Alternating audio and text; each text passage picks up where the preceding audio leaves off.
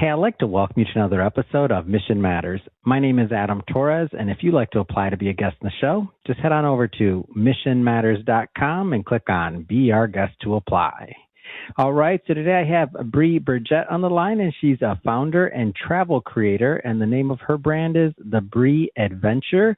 And this episode is part of our National Social Media Awards series, where we bring you the best of those that are attending and that were also nominated for the National Social Media Awards. I will be there. The next event is going to be, or the awards is going to be Sunday, the 7th of June. So love to see you out there in person if you can make it.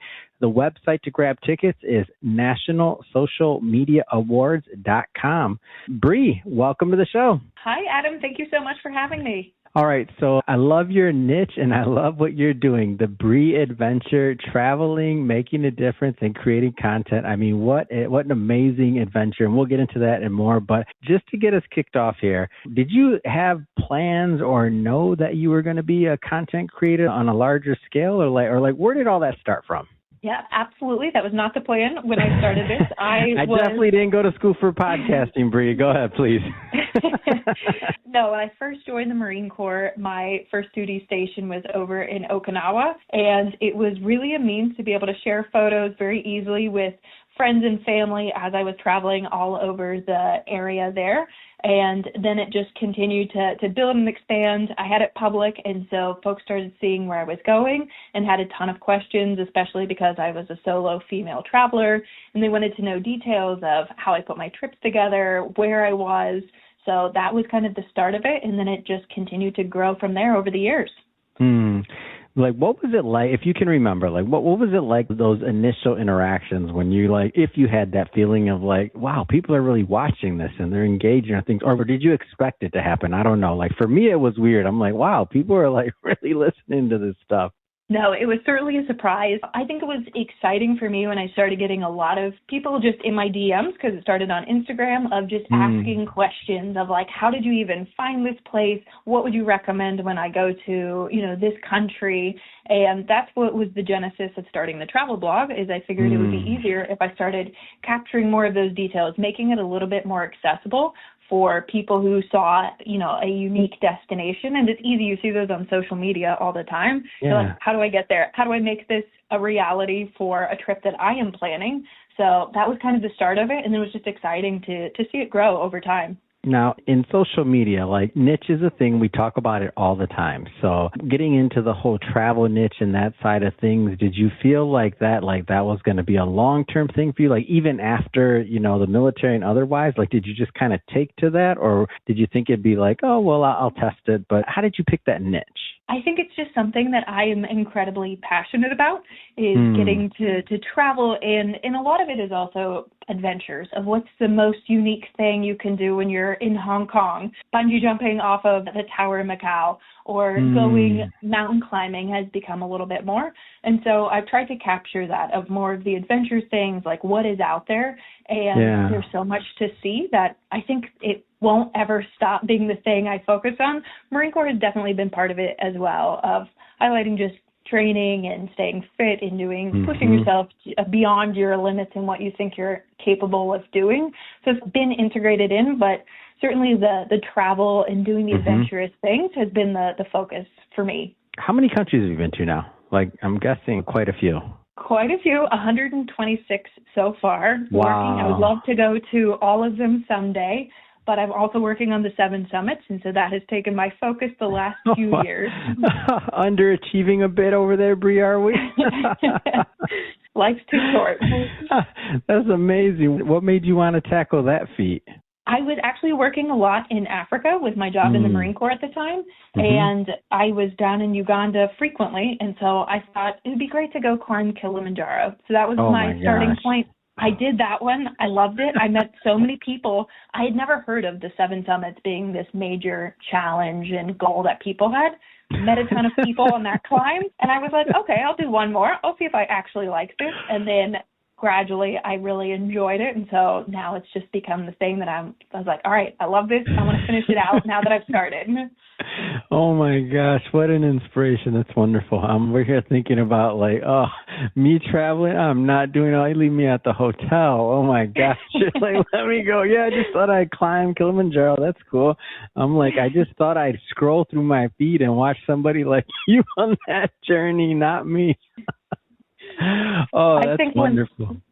When I finish them, though, I will likely do the same of finding, a little bit more of the relaxing side to spend I don't buy it one bit. I'm not buying it. But next question. So for people that are listening, I mean, you seem to be quite a go-getter. Like, you just go and do it. I'm curious on that thought process of people that have always wanted to do something and they're always kind of thinking about, when's the right time to do it? When do they get it done? Like, what would you comment on that? Or how would you approach that? Yeah, I think it's easy to push off and say, someday, like, I'm going to be ready for this in a few years when I have saved enough, when I've prepared, I've done all of the things.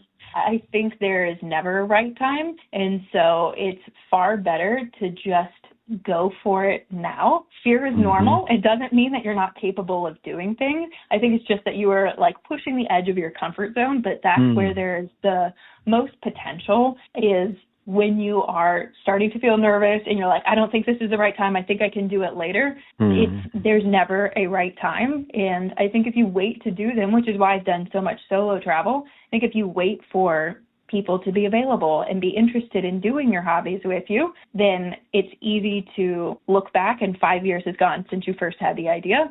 And so it's a lot better just to jump in, try it. If it works for you and you like it, great, do more of it. If not, move on to the next thing, try something else, but at least you tried it.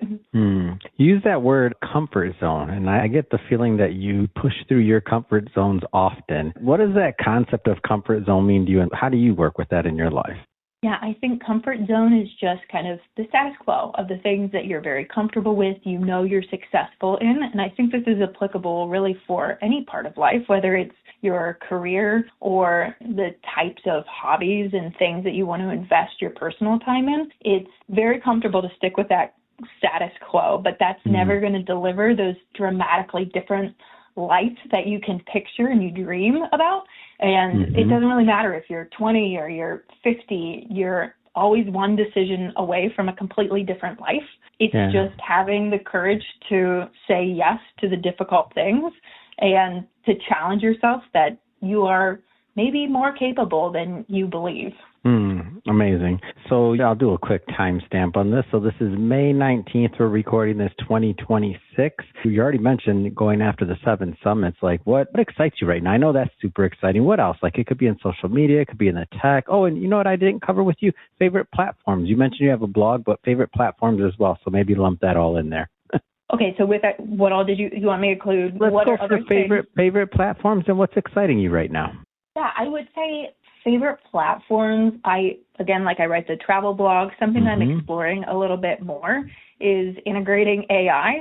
Obviously, the new buzzword, and everybody wants to figure out how to use that better. So I am working on using Claude to be able to pull all of the information from these different places I have been to and put it together in an easy way for folks who are visiting and they just want inspiration, whether it's a specific time, they have a dream trip they want to go on, and kind of pull all of those details together to make it a very easy, concise, like build your own travel packet based on the things that are the highest value, whether it's, you want to have a relaxing vacation, you want to do a family trip, you want it to be solo adventurous, whatever it is. And so I'm excited about integrating more of AI capabilities to make things easier to pull these ideas and inspirations and put it together in something that's useful. That's wonderful. That's a great idea. I love it. Love that answer, by the way. Wonderful. Well, Brie, this has been a lot of fun having you on the show today. Wait a minute. One quick, I forgot. You're nominated for the National Social Media Awards. You're nominated for a category, right? So I don't want to get the category off exactly. Like, what is the category exactly? This is exciting. Yes, I am very excited. It is for the Military Traveler Influencer, which is I love the demographic that they pulled in more of the military and given them the chance to compete in these as well, and having the traveler focus on my page. So I'm so excited to be a part of it. Oh yeah, that's wonderful. I think it's amazing too, and I've done quite a few interviews now for this series and highlighting a lot of the individuals, and a lot of them have been from the military backgrounds and other things. So in various niches and doing different things. So I just think it's amazing. I think it's a great way to talk about to connect people too, and to also humanize and just so everybody understands, who our our armed forces are. I think it's a great thing. That being said, Brie, how do people follow you? How do they connect, and how do they get involved with the platform overall? The name of it, both on Instagram and the blog, is the Brie Adventure, which fits with all the travel and adventures, right? Yeah. Wonderful. And just for everybody listening, just so you know, we'll definitely put some links in the show notes so that you can just click on the links, head right on over, check out the blog, the Brie Adventure, and also on Instagram, check out Brie. And speaking of the audience, if this is your first time with Mission Matters and you haven't done it yet, hit that subscribe or follow button. This is a daily show. You heard me correct. Each and every day, we're bringing you new content, new ideas, and hopefully new inspiration to help you along the way in your journey as well. So hit that subscribe or follow button because we definitely want you to listen to some of these upcoming interviews that we have coming for you.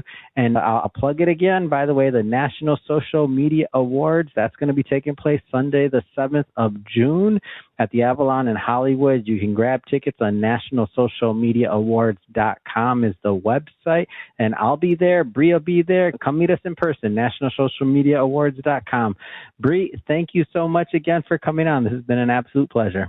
Adam, thank you so much, and looking forward to hopefully seeing you in person very soon.